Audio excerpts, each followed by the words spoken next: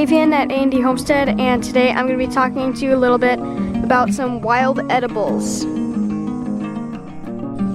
So the first plant that I'm going to show you is called Plantain. So it's this right here. So you can see it's August, so this has just gone to seed.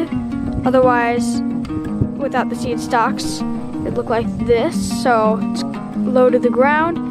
You can see the leaves have distinct patterns in them.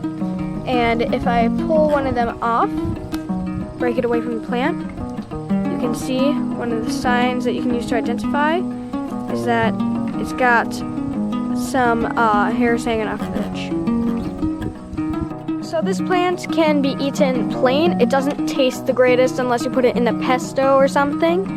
But if you have a bee sting or you've run into some nettle or something, or get like bug bites or something, if you make a poultice out of this, which is where you take the plant, in this case the leaf, that's the edible part. If you take that and then mash it up along with a little bit of water, you can put it on the wound, sting, and let that sit there for a few minutes and it will relieve pain. Or if you're out in the wild and you want to do it a bit more crude, this is the way I normally do it, is you just stick it in your mouth, chew it up, and spit it out, and the saliva works just as good as the water.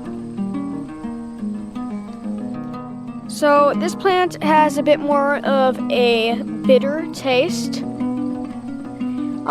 It's really good in pestos, and we put it in our herbal salve, which is a type of ointment. It's a bit more oily, it's got beeswax in it, and it helps with wounds and stings.